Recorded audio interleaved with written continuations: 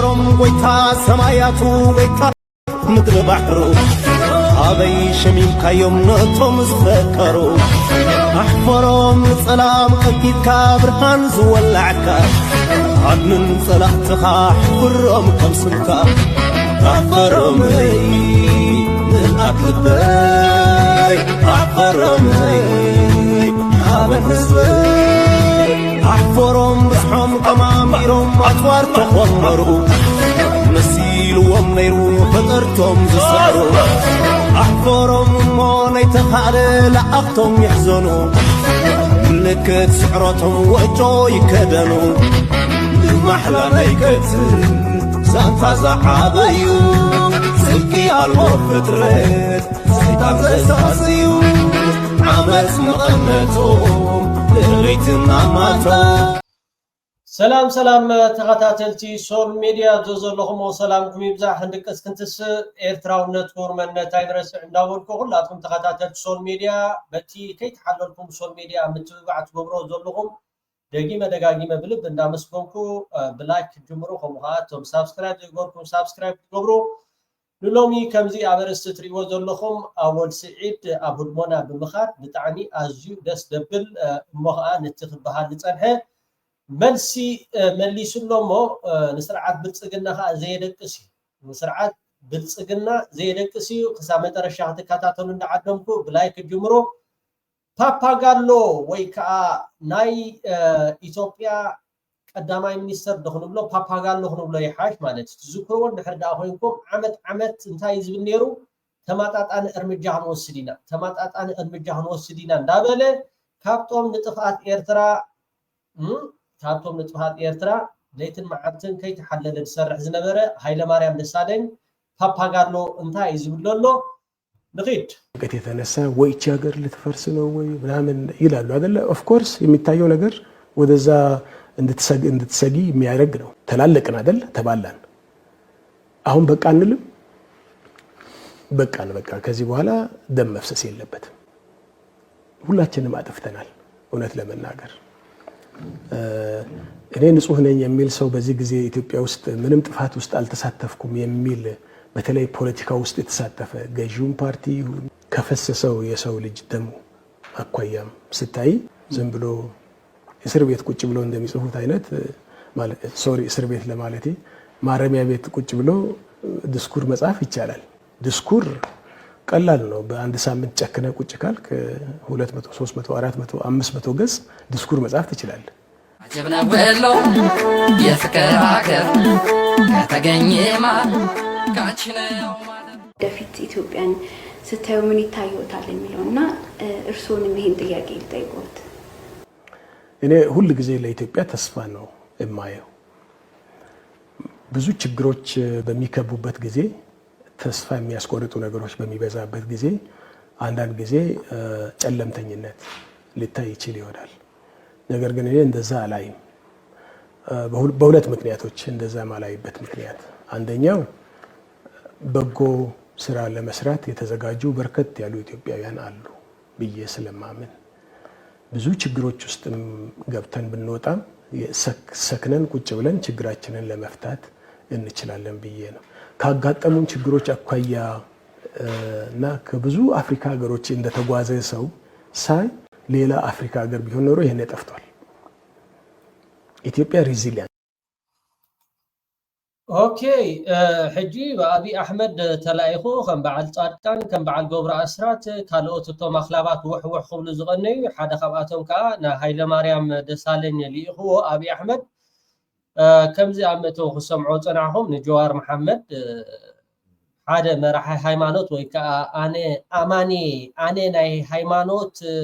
ناي كريستنا تختالي زبل سب كم ذا عينت تلاخي ناي سيطان هيكون ابي احمد مالت سيطان كا كابتي 10 تئزازات زي قبل وي كا نت 10 تئزازات رغيصو زخده ابسيور زنبر سيطان بحال نسخاخا تلاخ ناي سيطان ايخ جي نابي احمد كتغسصو يزغباكا جوهر بتعامو اتا تحدثو وي كا تا اسر بيت زنبرلا مصحف صحيف ጽቡቅ ድጽላእ ነገራት ኣይኮነን ኣብ እስር ቤት ኣቲኻ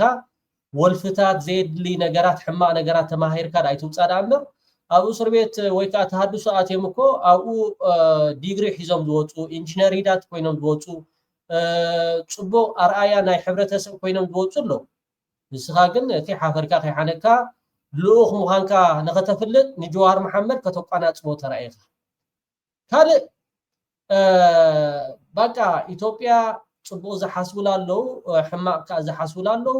ካብ ምፍራስ ዶ ወዲ ምፍራስ ዶ ፈሪሳ እንድያ ፈሪሳ እኮ እያ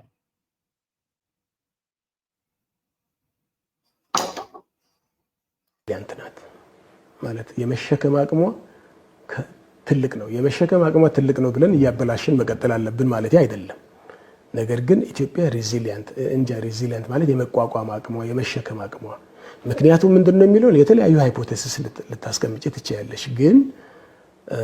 ኢትዮጵያ በጣም የመቋቋም አቅም ያላት አገር ናት ባይሆን ኖሮ ከደረሰብን ጉስቁልና ስቃይ አኳያ ጦርነት አኳያ ይሄኔ ጠፍተን ነበር ሕጂ ኩናት ወሮ ኩናት ዘየጋጥመና ንሕና ከም ኢትዮጵያውያን ምስጠፍኣና እኩብ ድምር ናይቲ ኩሉ ዓስብኩም ሕጂ ኮይኹም ማለት በቲ ክትገብርዎ ዝፀናሕኹም ምትእትታው ንኤርትራ ብምውራር ንኤርትራ ሕማቅ ነገራት ብምግባር ከምኡውን ንሶማል ኣብ መንብትታን ዓብ ታራ ዝተፃወትኩም ሕጂ እቲ ተሓፍስዎ ዘለኹም እዋን እቲ ናትኩም ዘርኢ እዩ ሓደ ካብቶም ዝዘርኣኻ ከዓ ንስኻ ኢኻ ለይትን መዓልትን ወፂኻ እንታይ ትብል ነርካ ንሰራዊት ኤርትራ ንኸይጣየስ ህዝቢ ኤርትራ ንኸይቀስን ተማጣጣኒ እርምጃ ክንወስድ ኢና እንዳበልካ ንህዝቢ ኤርትራ ኢድን እግሩን ኣሲርካ ዝነበርካ ሃይለማርያም ደሳለኝ ሕጂ መፂኻ ንኢትዮጵያ እስኻ ስለዝተዛረብካ ኣይተዛረብካ ተድሕና ኣይኮንካን ግን ተላኢካ ትብሎ ዘለኻ ብዙሕ ሰው የሰው ልጅ ደሙ አኳያም ስታይ ጠፍተን ነበር ይሄ መጥፎ ነው መሆን ያልነበረበት የሆነ ነገር ነው ነገር ግን ልንመልሰው አንችልምና ከዚህ በኋላ ምን እናድርግ የሚል ነው ትልቁ መሆን ያለበት ይሄንን አልፈን ሕጂ ትገብርዎ ነገራት የለን ጻሕ ምስልካ አበይ ይኽብጻሕ ብገጽኩም ኮይኹም ወዲቁም ሰብ እኮ እንድሕርዳ ብርኩ ወዲቁ ብእግሩ ወዲቁ ሓመዱ ነጊፉ ክትስእኽል ንስኻትኩም ግን ብገጽኩም ይኹም ወዲቁም ሕጂ ምትሳእ ዝበሃል ነገራት የለን ንታ ብገጽኩም ወዲቁም አደለኹም ምርጋጽኩም ጥራሕ هو ሓደ ከም ሓደ መርሓ ሃይማኖት ኣብ ናይ ዝተፈላለዩ ማሕበራዊ ሚድያታት ሪኤካ ኣለኹ ኣብ ከምኡ ትነጥፍ ኢኻ መጽሓፍ ቅዱስ ሒዝካ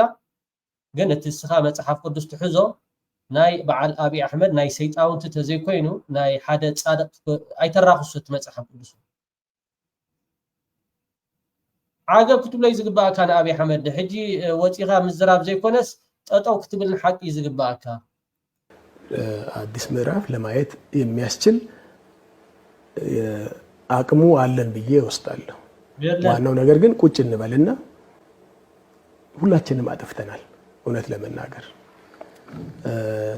እኔ ንጹህ ነኝ የሚል ሰው በዚህ ጊዜ ኢትዮጵያ ውስጥ ምንም ጥፋት ውስጥ አልተሳተፍኩም የሚል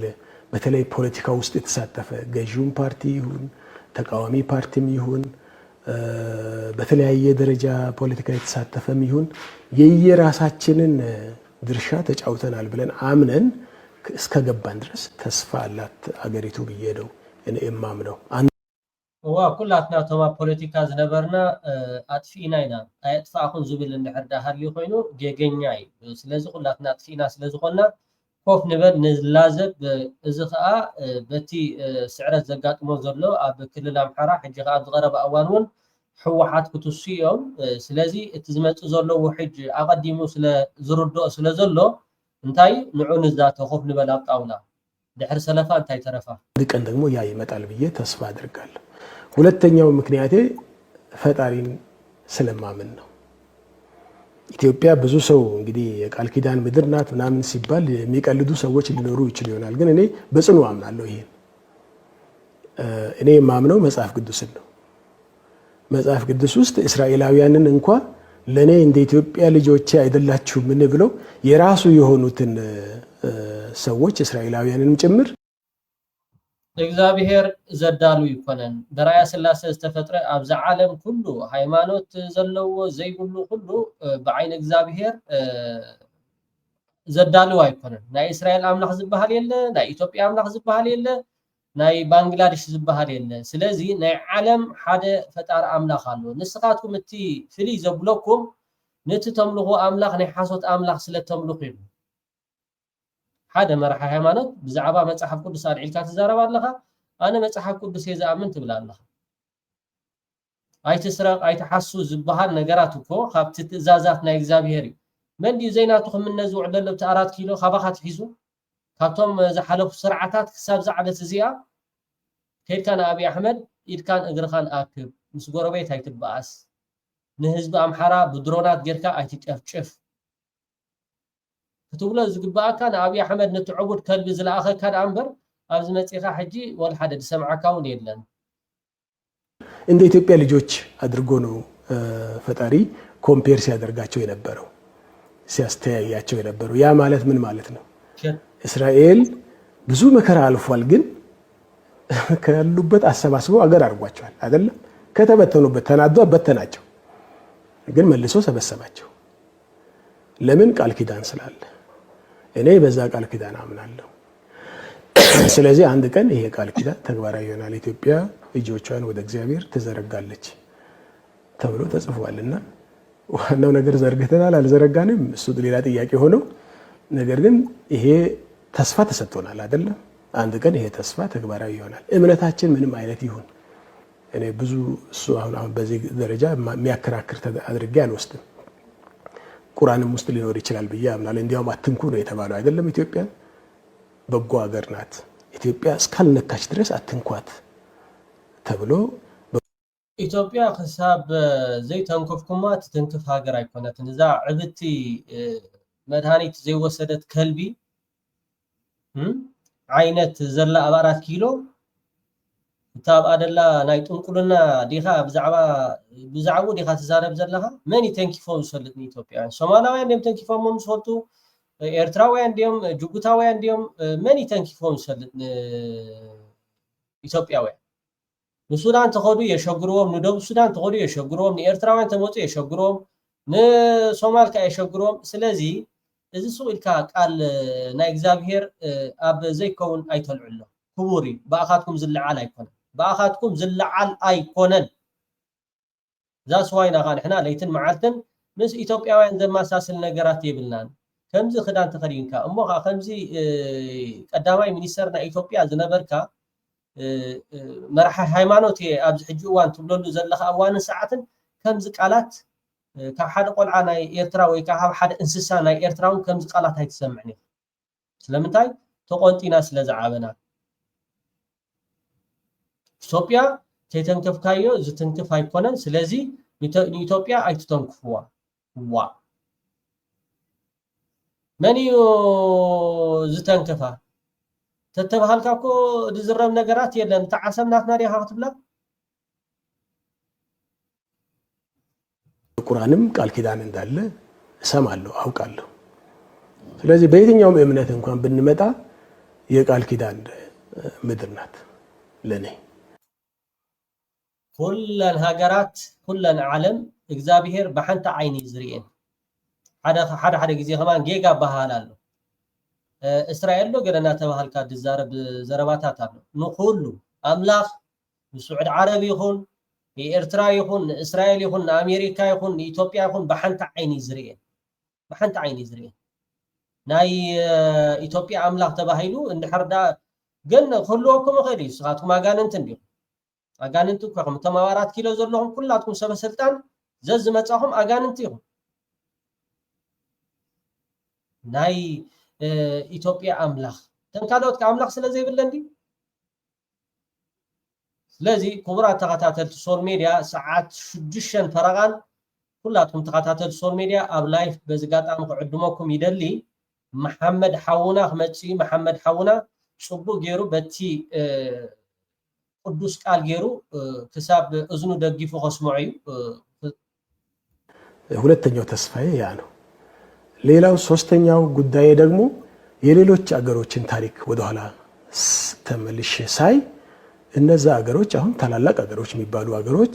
በከፍተኛ የእርስ በርስ ጦርነት ሲቪል ዋር ያለፉ ናቸው አሜሪካንን ብትወስጂ ተላልቀው ነው ከዛ በኋላ ነው አገር የሆኑት አይደለም። አውሮፓውያንን ብትወስጂ ከተላለቁ በኋላ ነው በቃን እንዴ ከዚህ በላይ መሄድ አንችልም ብለው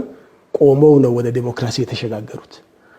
እኛስ በቃ ምንልበት ጊዜ ደርሶ ይሆን የሚል ጥያቄ ጭንቅላቴ ውስጥ ይመጣል። وابي احمدي تخونتا زخيد دلو نافصوم سعرت نافصوم طفات يخيد سلازلو باقا يا اخلنا تخوينات زغبر دلو ناي فانو همخا ناي حوحات ناي اونكشني تايدا نابطاولا مصينا نزارار كم زبهان ነገራት የለም ተላለቅን አይደል ተባላን አሁን በቃ እንልም በቃ ከዚህ በኋላ ደም መፍሰስ የለበትም ማለት የለብንም። I think ብዙ አመት ፈሷል አይደል ደም በዚህ ሀገር ለበርካታ አመታት አሁን በቃ ምንልበት ጊዜ የደረሰ ይመስለኛል። ከዚህ በላይ ደግሞ ወደ ደም መፋሰስ ልዩነታችንን በጋራ ተቀምጠን መፍታት አቅቶን ወደ ደም መፋሰስ የምንገባ ከሆነ ደግሞ በጣም ትልቅ እልቂት ነው የሚሆነውና እንዲያው ቶሎ የመመለስ እድላችንም በጣም አጠራጣሪ የሚሆንበት ደረጃ ላይ እንደርሳለን። አሁን በቃ ምንልበት ጊዜ የደረሰን ይመስለኛል። በሶስተኛ ደረጃ እነዛ ሀገሮች አሜሪካ ያን ያክል እርስ በርስ ጦርነት ውስጥ አልፋ ኋላ ደግሞ አገር ሆነ ዓለምን የምትመራ ከሆነ እኛ ለምንድነው አቁመን ዓለምን ማንመራበት ምክንያት ምንድነው? ተስፋ አለን በሶስቱም ምክንያቶች። ስለዚህ እኔ ተስፋ ያላት ሀገር ናት የሚል ሁሌ ማስበው መጸልየው መመኘው እንደዚህ በማሰብ ነው እንጂ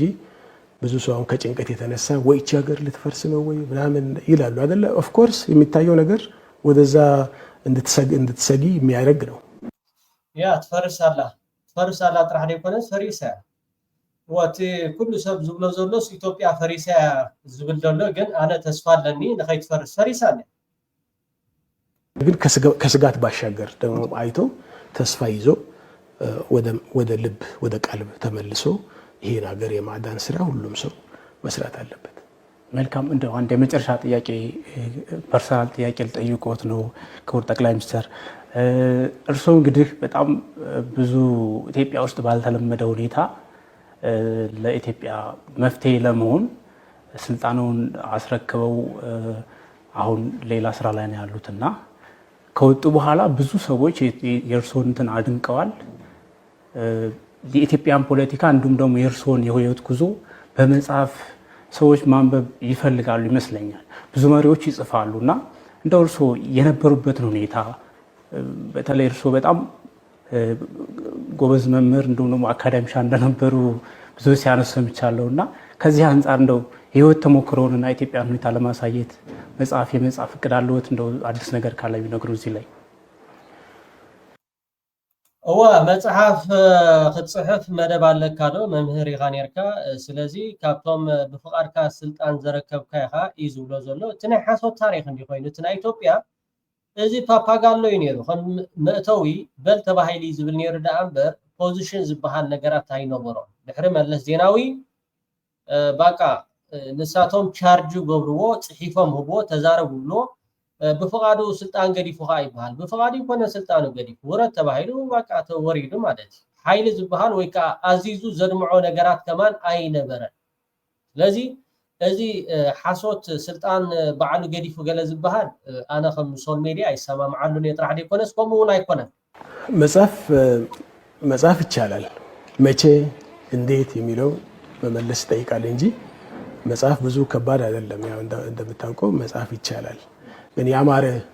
መጽሐፍ ሆኖ እንዲወጣ ደግሞ የተወሰነ ምርምር መካሄድ አለበት። ዝም ብሎ እስር ቤት ቁጭ ብሎ እንደሚጽፉት አይነት ማለት እስር ቤት ለማለቴ ራይ ወጥ ተፋ ማለት ሕጂ ከም ሓደ መርሓ ሃይማኖት ማለት ከም ሓደ መርሓ ሃይማኖት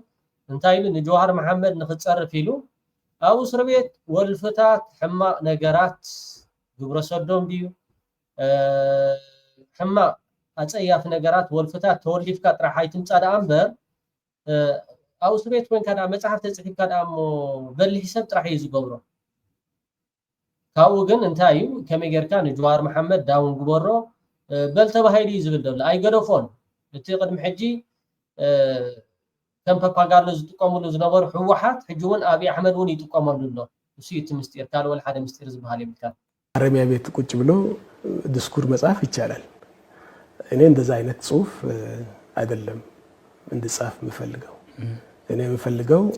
هاي كبرات تخاتات السوشيال ميديا نابت تقصر مربى نابو خبلكم اول سعيد حونا لما انت بتعمي ازي اقد اسوخونه زعبا ابدمونا خيكم نمولت استو سمعوا تقوليهم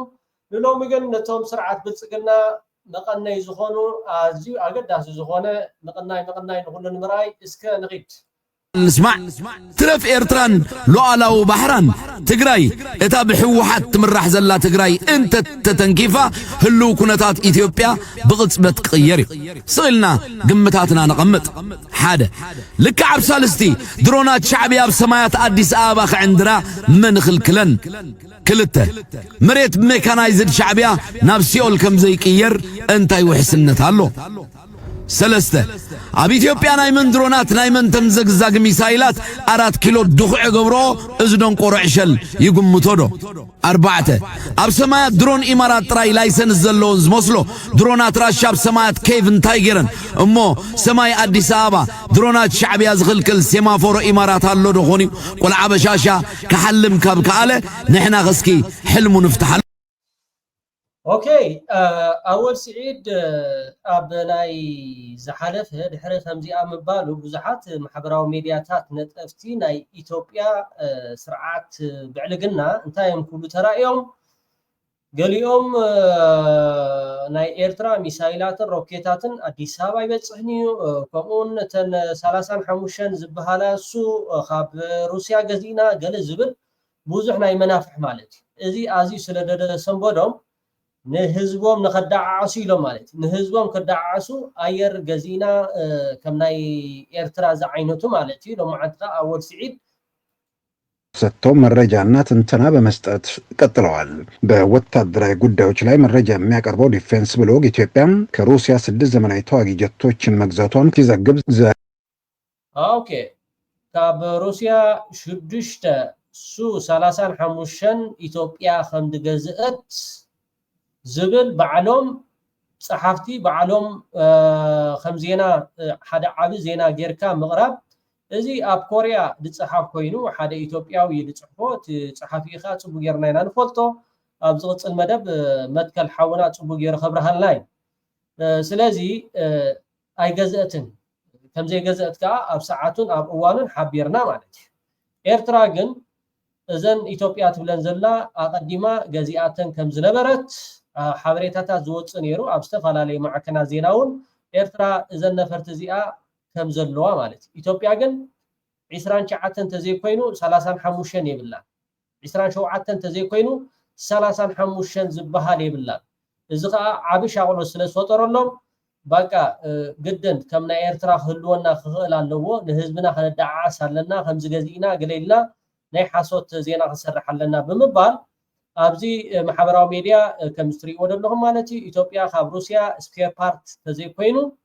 بارت تزي كوينو نايتن 27 ميك اي غزاتن لو معتها اول سعيد حونا سمعوه تنعز استقبروا لهم فتصم نحدقا درونات إيرترا جاهز بلا خابز تتصنع بوتا دما لو مخحبركا نعيكا ابتناي بروباغندا قجلخا دوموس تسلع علي شعبيا بطرح الناس رحناوا حاز أبيتشو كلهم بحدا ليتني إثيوبيا جهنم زوصدوا بوتاتاتن حلوة ومن بستتصنع موت قدني بترا قلع نزا سنع كتمخا اب تحت ملوء صلمات كأتو زخل كنتات كفتر زخل ودو مصنع تعسرت هيدرو باورات كلهم زخل اب قمت كأتو ويخا كال لبخونكا بدرون نيرترا تفرارح مفتان كم نايسان صبالات صلايخا زي مفلات فرق سعرات يخونكالو ابزت انكا حتىكا ጉዳይ ኤርትራን ጸረ ድሮናታን ሚሳይላታን ክትፈልጥ እንተደሊኻ ዝሓለፈ ዓመታት አብራስ ዱሜራ እንዳህላክና እስራኤል ማዓስከራት አሎ በመባል ክለ አየር ሰማያት ኤርትራ ዝሓለፋ ድሮናት አበይ ተሰቴን ወሰኒልካ ምሕታት ከድልየካዩ ኣብ ዓለም ዝረቀቀ ጸረ ድሮንን መናሃርያን አበይ አሎ ኢልካ መርበብ መጽናዕት ምዝርጋሕ ከድልየካዩ Thank you أول سعيد حاونا تصبو غيركا أي تقفحو أي تصبو ناتو هيبكايا مالخا سلامن تاي كل جزي تلايخا متشم كم نايزيهم تلاقيكو أو علم على اللي آمنن دناقوريهم دناقور كأخاب زحلفة تاريخون زي مهارو هاب زحلفة تاريخون زي مهارو إيرترا اتزراغ مالتي اتزراغ آير إن لعلنا إثيوبيا عسرت عتسو مالتي أزون صلول سلازخونكو بعلي استكرات هالو بمبال كل أير سمايات إيرترا زحلفات درونات أبي تساتين وسني الكامحتات كدليكاي أب علم زرقاقات أرى درونن من نهاريان نابي الليلكا مربب مصنعت مزرقاح كدليكاي أزون صلول سلازخونكو بعلي استنتنكوي حج مريت كتزارب متجمرت ناسف ابرهاز بال هوتات يا سديدكا امون غيرتران اثيوبيان كينات يلن زبل حدش مقلبس انفت مفناو نقولان مدخمن نخبد محبرسب اورومو مبلعيت انتخونت نورومو اينا نسرح زبل زينا مفناون اي خي دكاني ኢትዮጵያን ዝቅ አድርገን ኦሮሞን ከፍ የሚያድርግ ዲስኮርስ ተጠቅመና we deconstructed Ethiopia we want to reconstruct ኦሮሞ ኢትዮጵያ ትሕትና ኦሮሞ خبزبل ሜላ ተጠቂምና ኢና ንኢትዮጵያ ፍሪስና ኦሮሞ ሃኒጽና ማለት ተሰዶም ዘለኻ ሽማግለታት ኮፊልና ንዘራረብ ዝብልዮም ኣብዚ ዓቢ ጌጋሎ ዝርብ ብዛዕባ ወደብ ምስናይ ወደብ ዝምልኮቶም አካላት እምበር መንግስቲ ኤርትራ ንሉዓላዊ ባሕርም ዘይምልኮቶና ኢትዮጵያ ቀዳይ ሚኒስተር ኮፍ ዝብለልካ ይመስለንን ሚኒስተር ዑስማን አብ ዩናይትድ ኔሽንስ ጉዳይካ ዘይልዓለሉ ምኽንያት እቲ ዝዓበየ ጽፍዒት እዩ አቅልቦሉ ኢኻ ኤርትራ أما أدنى هوتو طلب تعدم أيقونتن يو اتملختي قلبي صندقدم صندقت صالي أبصرانا زنبر عود مالي وفزيقا أورا جاي بلي ميرو عليت حيمانات نصفيو نسلام بيت متكل سنقول نصر مرقزي حدرا إذا كير تنسي وفزيقا تماسا سالي حياة زي علي بعلي أبيشو حنتناتهم تنقالو خافتحو لي يكتب لهم زلكا مستير دماغ نقركا بريزيدنت إسياس أفوركي أبغوزو كابز خلون مراحتا هاقرات كوها هابز خئلن زقبا انقص أبرخت نمنتاي فليناي بحرق أبقاهي بكا أفتحايو تاتلا إحكاز مساكا يا أجندا إمارات فليت أيال لغوين يرزرقمو نزم الرقاقات خونكا اتوم تحتهم زلخاناي كلتا مايات مراحتي نعاخا باديلاناي دنش سقيلهم زقلو لكا ميلا تمساسا لنوتو استوعللو أبزي ولاك أومات مدرخ تمساسا لنوتو رأيو أبيتشو السيسي يمحلك أيزولو ترقما اسمعيها والله لن نقوم بأي ضرر محل الله زخونا هاسيا نامنا يقبص مايات كي يورد منقستين هزبين نمنقست قبص خنا هاسي زخونا علامة يبلنان أب كل مدايات كنت تحوابري دليتنا إسياس يوها مكا يزلو اتاقال سمعيها وانا ذكبر نقر دعرالو وكيل نصاحة مرحلة ازوم عرموشش مرحتي أباديلا نايدنش سقيلهم يم زقلو خازلو كلت يوم زيك العالم برزن زبالة أكرار بوهم يم زفلتو أبيتشو مشرفت بسيحم جن رأيوت من مسسال ناي مكرات بوليتيكانياتات أكالو عشل دما يبهالزي أبيتشو مقات امتخافلت السيسي كم زيلو خموازا مسأبي كتشرغن كله قبطاويان حقوسات ينبرن فتصم تأفافر استي كموازا بوالله كحلف يبولون زبلو قبطاويان نيرم أبي إرتراون كميلو بريزيدنت إسياس بغند زقل طافي أمنو كميل عسب كم دلاي كاتملالس يبلو زبلو إرتراويان نيرم حجنا بانا نملس قبط نزق الديما نقيحاتو اللي آدو يبلالو أنا دما بريزيدنت يقدمو نقيح اللي إيو دايلوكم أستوعلو بولو ما اسمو خانو تصوتان كما يجيرم نامس أبب كم زخب كبون السيسي اوكي ابزيا نسمع يا تانتبي طل أبيشو قال لما قنا أقدمو 55 الكات في النوزل لخنا يرعد زيناتات هالو إثيوبيا كابرا شاشدش شسو سالاسان حموشن كم استشايت تزبل زينا ملوغتو نتصوري حيلنا تمتقات آني كونن مو كم تن إيرترا قديما زوننتن نفرتقوينا تهابوني الكا زقزا آي كونن هاتوا كمتن إيرترا قديما زوننتن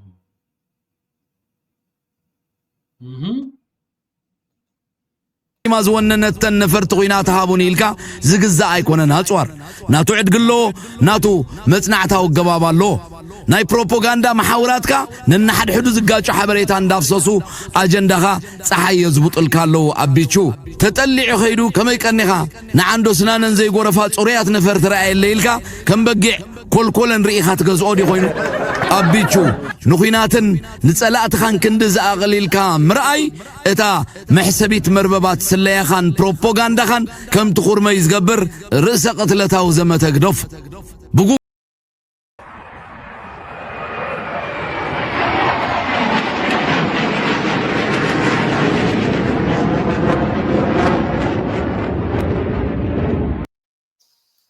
كم قدم مسلكن وحج وسدكن يتزربا ኤርትራ የብላን ኤርትራ ከምዚ የብላን ገለ የብላን ክንበሃል ይሓይሽ ካብለዎ ማለት ግን ከምዚ ኸኣ ጌርካ ነጸላይኻ ኣጽምም ከተብሎኻ ብጣዕሚ ደስ ደብሊ ኣወል ቴንክ ዩ ኣብ ሰዓታ ኣይትጎፍሖም ኣይትጸቦም ብጣዕሚ ደስ ደብሊ ከምቲ ክንብሎ ዝቐነናይ ሃለዋ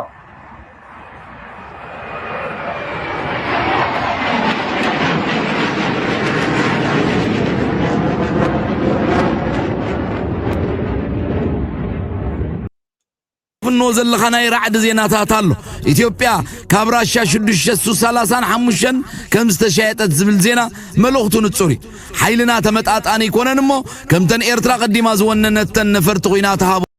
ከምተን ኤርትራ ኣቀዲማ ዝወነነተን ኢልካ ዝግዛእ ኣይኮነን ኣጽዋር እንተው ሓደ 4 ዓመት 3 ዓመት ይዝወስደልካ ሶይልካ ከምዚ እንዳ ዓዳጋ ኮሚደረ ሽጉርቲ ወይ ከምዚ ዓዳጋ ባጊዕ ዝብሎ ዘሎ ከም ይኮነን ኣብ ዝሓለፈ እዋን እቲ ኩሉ እቲ ኣልጀሪያ ኣብ 2026 ክትርከበን ምዃና ከምኡውን ቻይናውን ኣዚዛ ኣብ 2028 ሕጂ እንድሕር ኣዚዙ ኣቡቺ 2030 ይኽመፁ ግን ኣብ ዝሓለፈ እዋን ሪኢኹሞም ነርኩም ተሓሶት ገዚእና ገለ ማለት እዩ ምስ ኤርትራ ተማጣጣን ሓይል ለና ንምባል ፕሮፓጋንዳ እዮም ሰሪሖሞ ግን ከዓ ኣወል ስዒድ ጽቡቕ ገይሩ ኣንፊስዎ ኣሎ ቴንክኹም ሎምዕ የዩላ ክብለኩም ደሊ نوصل أبيشو قال لما قنا أقدم خمسة سلكا تفنو زل خناي رعد زيناتات الله إثيوبيا كابرا شاشد الشسو سلاسان حموشن كم استشهدت زبل زينا ملوختو نتصوري حيلنا تمتعت أني كونا نمو كم تن إيرترا قديم أزوان نتن نفرت غينات هابوني إلكا زقزا أي كونا ناتوار ኤርትራም መንግስት እስከ መገልበጥ የዘለቀ እርምጃ ሊወስድ እንደሚችልና ኤርትራም እንደ ሀገር መቀጠሏ ጥያቄ ውስጥ ኦኬ ሓደ ክልተ ለኹም ዋግን ኣብ ጎግል ኣትዮም ትሪጎ ትፈልይኹም 50 ሚልዮን ንሓንቲ ማለት ንሓንቲ 50 ሚልዮን መንግስቲ ኤርትራ እንታይ ገለገለ ከምዚ ተሰርሐንዶ ከምዚ በለንዶ ገለገለ ትብሉ ሰባት ዋግን ከይድኩም ንዚአን ኣብ ጎግል እንድሕር ዳሪኹምን 50 ሚልዮን ንሓንቲ ማለት ኤርትራ ኣለዋ ብለኩም ኣሎ ንኤርትራ ንኽመስል ኢሉ ንኤርትራ ንኽፈራርሕ ኢሉ ገዚእ መጽኢሉ ፕሮፓጋንዳ ነሃልከ ማለት ቴንክ ዩ ኣወል ሰራዊት ሻዕቢያ ክዳን አልቢሱ አዕጢቁ ዘፋነውና ሰራዊት ክብሉ መቸም ሰሚዕኩም ኣለኹም እዞም ናይ ዝሙርከኛ ጀነራል መምራኽ ዝውለፉ ጀለግድ ሰራዊት ትማል ሰራዊት ኤርትራ ሰራዊት ትግራይ ምሰጓየኩም ከዲኑን አዕጢቁን እንተ ሰዲዱኩም ሎሚ ንዑኡን ተተሳፊኹሞ እተን ዝኸደነኩም መንጢሉ ቆርበትኩም ቀሊጡኹም ሰደኩም ምፍላጥ አይድሊንዶ በሉዎም ካበምፂ ወይ ዛረብ ዘሎ ንኸይትብሉ እዞም ኣብ ናይ ትማል ኩናት ቲዲኤፍ ኣጓይ ወስተባህለ ጀልጋድ ሙርከኛ ዝለኣኾ ጎታት ሰራዊት ከምዚ ናይ ሎሚ ፋኖ ብሕፍሶ ዝማርኾም ዘሎ ከይሕፈሱ ናብዚ ኤርትራዊ ነብሪ ሰራዊት ዕቑባ ምስ ሓተቱ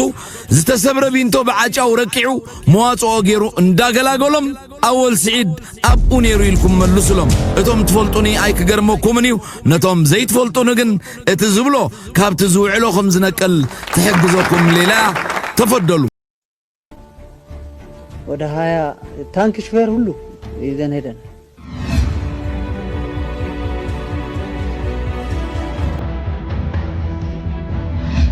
የኤርትራ ህዝብ በጥሩ ሁኔታ ተቀበለ ያለውን ሁሉ ይዞ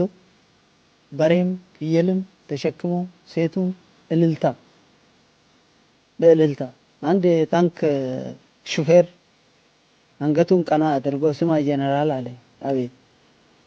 እውነት ከዚህ ህዝብ ጋር ነው እንደ ልታዋጉን የነበረው አለ እርጎ ይዞ ወተት ይዞ ኤርትራዊ እልል እያለ ሲቀበለን ጠላት ያልነው ወዳጅ ወዳጅ ያልነው ጠላት ሆነ ተገላብጦሽ ግሪንቢት ያለው ደብረጽዮን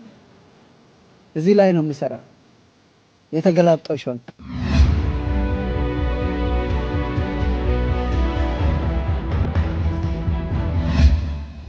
ኤርትራ ገብተን እዛ ከገባን ሁለት ነገር ነው የጠየቅነው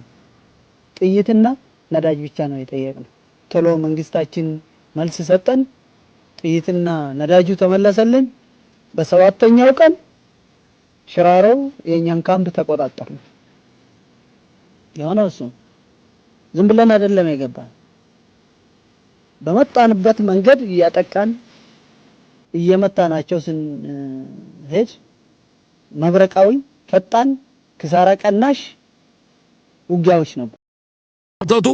ዝተሰብረ ቢንቶ በዓጫው ረቂዑ መዋጽኦ ገይሩ እንዳገላገሎም አወል ስዒድ አብኡ ነይሩ ኢልኩም መልሱሎም ብጣዕሚ ጽቡቕ ስራሕ ከሞትሩ ምስ መሳርሕትኻ አወል ስዒድ ብጣዕሚ እዋናዊ ዛዕባ ኣብ ህድሞና ኸይድኩም ክትከታተልዋ በዚ ኣጋጣሚ እንዳዓደምኩ በዓል ከምኡውን ሲሳይ አጌና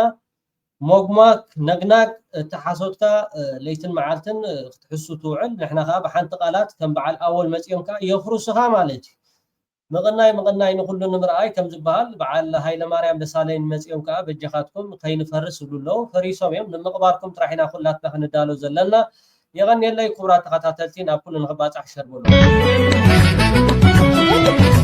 أحفرم ويتا سماياتو ويتا مدر بحرو